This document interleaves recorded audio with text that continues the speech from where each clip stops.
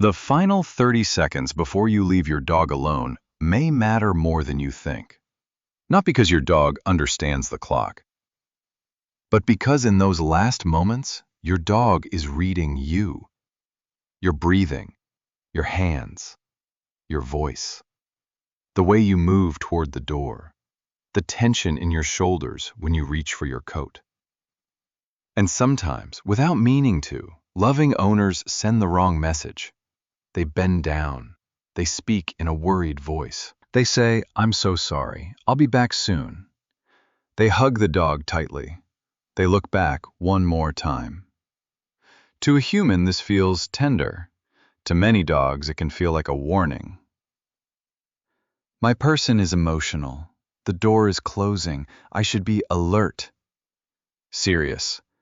And once a dog's nervous system moves into high alert, it may appear later as pacing, barking, chewing, scratching at the door, or that heartbreaking howl that sounds less like noise and more like fear. So, before you leave, tomorrow try something different. Not a dramatic goodbye, a 30-second calm signal.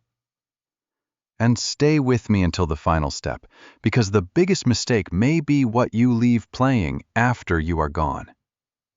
Welcome to Heart and Paw, where we decode the quiet science behind your dog's behavior and the bond they share with the humans they trust most. If your dog's emotions matter to you, consider subscribing. Now the first step is the silent connection ritual. Here is what many owners do wrong. Right before leaving, they raise the emotional temperature of the room. They rush. They talk quickly.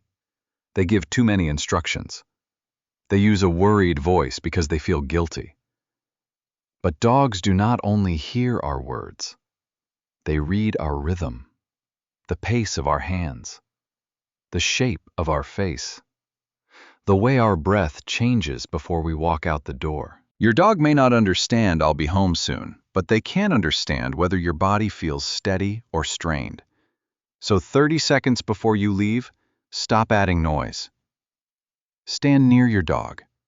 Let your shoulders drop. Take one slow breath. If your dog is comfortable with eye contact, offer 1 or 2 seconds of soft, relaxed connection. Not a stare, not pressure, just a calm glance that says, "Nothing dangerous is happening." Then, break eye contact first. When you look away calmly, you show your dog that this moment is ordinary. You are not worried. You are not asking them to carry your emotion. To a dog, calm is not empty.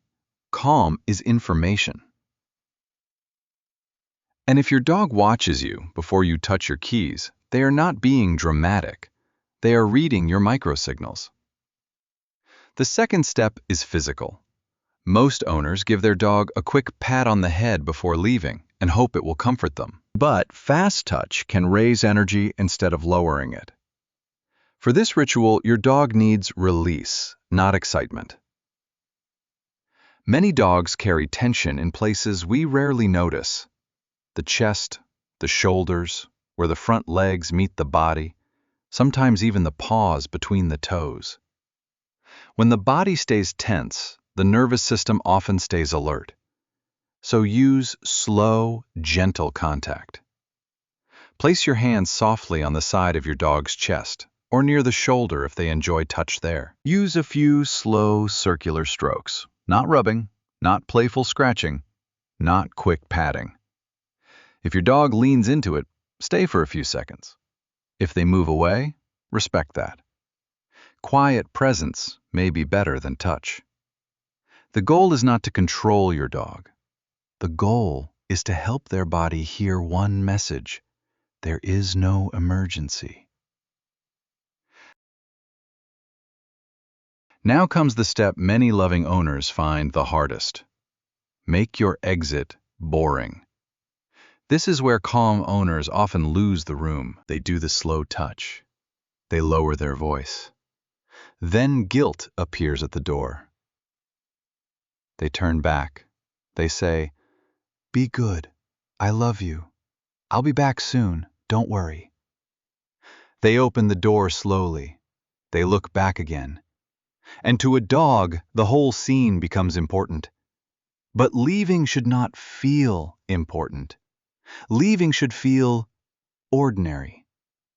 Dogs are pattern readers. If every goodbye becomes emotional, your dog may learn that the door means distress.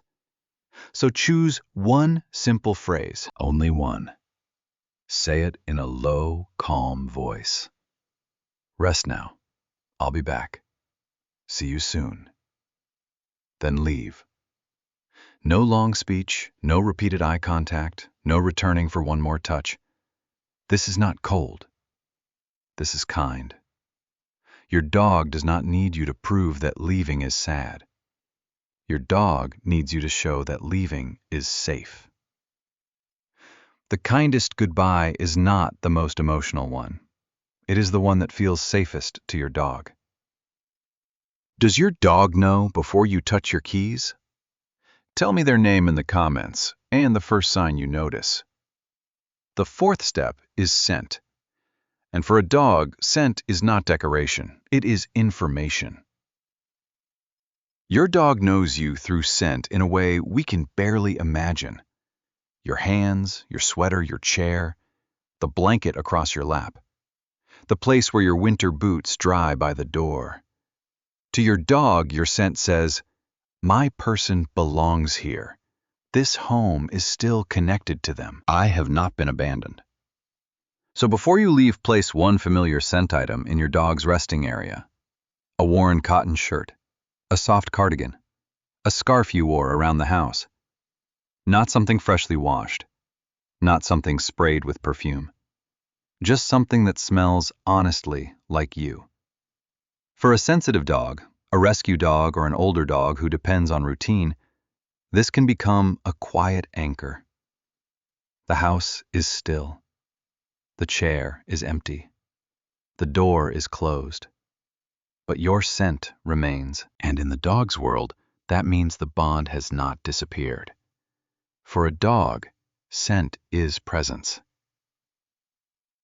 Now we come to the step many owners overlook: sound. A lot of people leave the television on because they think any noise is better than silence. But random sound can be stressful for a dog. A commercial suddenly gets louder. A doorbell rings on a show. A siren cuts through the room. A dramatic voice rises.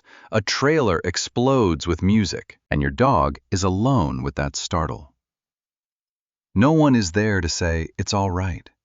No one is there to help them settle again. So instead of random television or a loud radio station, choose a steady sound environment. Soft classical music, gentle rain, a quiet forest soundscape, low winter wind, calm music made for dogs played at a steady conversational volume. The goal is not entertainment. The goal is predictability. Because for many dogs, predictability is safety. And safety is what allows rest. You cannot control every truck outside every neighbor or every gust of wind against the window. But you can control the atmosphere inside the room. And to an anxious dog, atmosphere is not small. It is part of the message. So here is the full routine. A few minutes before you leave, set the sound. Place one scent item in your dog's resting space. Then in the final 30 seconds, slow yourself down. Stand near your dog. Take one calm breath. Offer soft eye contact if your dog enjoys it. Use slow touch on the chest, shoulder, or paw area if they welcome it. Say one calm phrase. Then leave without drama. No panic, no apology, no doorway performance. Just one clear message. This is normal. You are safe. Rest now. For seniors, this ritual can feel especially meaningful because many older adults know what it means to sit in a quiet house. They know what it means to listen for footsteps. They know how long an afternoon can feel in January when snow covers the garden and the street outside grows still. So when you worry about leaving your dog alone, That worry often comes from love. You know what waiting feels like. You do not want your dog to feel forgotten. But the answer is not a more emotional goodbye. The answer is a safer one. A goodbye that does not pass your guilt into your dog's body.